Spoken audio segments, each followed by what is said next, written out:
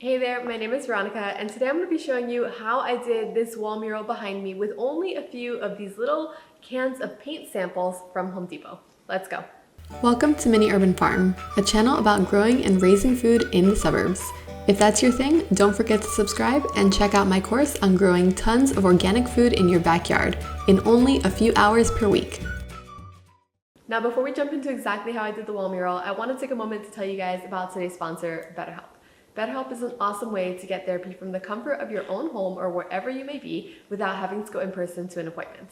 Now, if you've been following along with my journey on this channel, you know that Alan and I recently moved into this house that we built completely from scratch, a custom home build, and we just recently had a baby. So between jumping into the new mom life and getting settled with so many house and garden projects, things have been a little chaotic, and it is amazing to be able to have somebody to talk to while things are crazy around you. And as a licensed therapist, I love the fact that I don't have to get in my car, drive across town, sit in a waiting room, and then sit in a stuffy office for an hour just to see if I even connect with that person. And then if I don't connect with that person, I would have to do the exact same thing all over again for a new therapist. But with BetterHelp, you can actually do therapy via phone, video chat, or even messaging. And they have an entire process to connect you with the right therapist within as little as 48 hours. That's why I was so excited when I got the chance to work with BetterHelp. Visit the link in the video description or the one here on the screen, betterhelp.com/miniurbanfarm, or choose Mini Urban Farm during sign up and enjoy a special discount for your first month. And now let's jump into it. All right, so this is the painting that is going up on the wall here. I will put an actual picture of it or a copy of it on the screen for you guys to look at. It's actually a photograph that I took on our honeymoon when we were horseback riding by the lake in France. So I thought it would be really nice to be able to look at that every day, and it really goes well with the colors that I want in our home. So that is what is going on the wall today. Now I'm going to be painting it in a very loose style, more Monet impressionistic, so that, you know, if I make a few errors on it, then it won't be completely out of place.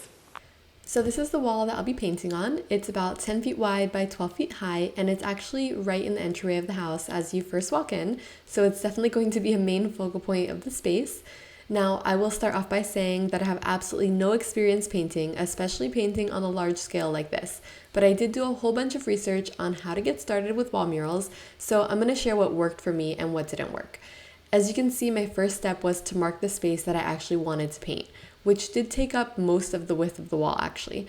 I made sure that the painter's tape was level all the way around and then marked off my grid lines also, which ended up being a really good idea later on so that everything looked very proportional and I could just measure out where things went by the grid marks. All right, so I went ahead and taped out my entire wall here, and then I put little tabs around where it's like the 2/3 mark, right, or the 1/3 mark all the way across. I left the top blank, but yeah, I can kind of just guesstimate where my grid marks are. And I have all my supplies out here. I have my paints. These are the colors that I have in all my paints. My reference photo, which I also divided into thirds on the grid. I have little sponges here for somewhat like of an impressionistic kind of painting. I have 2 different size brushes, some extra tape, and we are ready to get started. Now, I only got 8 colors to work with, and I decided on those colors by looking at the inspiration photo and just trying to guess the base layers of the sections of the photo, like the colors in the sky, the water, the sand, etc. Of course, since I narrowed it down to only a few colors, that meant I would need to mix the colors to get to the finer details. But I started by only applying the original paint colors onto the wall. I kept referencing the photos to see which colors went where, and then used the grid lines to keep things proportional. Now, I also want to mention that I actually have textured walls throughout my whole house. I have like an orange peel texture, I think they call it, on all of the walls. And at first, I was really concerned that the paint wasn't going on and like doing a full coverage on the wall. I was having to go over it several times in order to get it to be like a full coverage. But I decided after a lot of back and forth that was completely fine. And it actually worked out in the end because when it came to like the water and the sand, it actually gave it more of like a grainy texture, and it looked like it had a lot more depth, so it ended up working out really well. After all the base colors were on, it was time to start blending everything together and finishing the landscaping. Originally for the base layer, I just wanted to get the color on the wall, so I used paintbrushes. But for blending everything and adding in details, I used the little sponges to give it a different effect. I really wanted it to be very forgiving if I messed up on certain parts, and I found that the sponges were much better for that. I started with the water, which ended up being one of the hardest parts, since I was really trying to match the clarity of the water in the south of France, particularly in the Verdun Gorge where we went on our honeymoon. It was so crystal clear, and I really wanted to show that in the painting without making it look fake, so I spent a good deal of time on the water. After that, I moved on to the mountains in the background and just tried to give them a bit of depth. In the photo, it showed a lot of grays and blues, with the occasional patch of brown, but honestly for the mountains I put way less emphasis on getting it exact, just because they're much further away and therefore have way less detail. Next I moved on to the sky, and it really didn't take much to get it right because the texture on the walls left a lot of white spaces, which made it look very natural for the clouds anyway.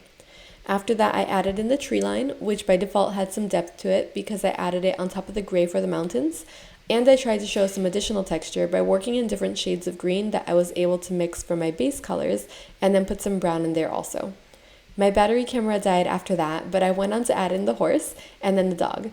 With the horse, I drew it freehand without sketching it first, and it looked horrible, so I paused and decided to sketch the dog, then fill in the colors, which worked really, really well. So I decided to try and erase the horse, which is that giant white splotch on the wall, and then sketch it and repaint it. The second horse looked much better, so that's definitely a lesson learned. It's better to sketch the details first, especially when they need to be proportional. Alright, so this is the finished wall mural. You can see I went ahead and put back the wall sconces that kind of just poke through the mural. I will be adding a border to it. I'll take some trim and I will paint the trim the same color as the door, or maybe just a tiny bit lighter so that things match. I think it would be the good color for that, for the frame as well. Overall, it's pretty large and I'm very happy with the way it came out. I did not expect it to look quite as good as it does, and neither did Alan. So we're really happy with the effect, and let me show you a close-up.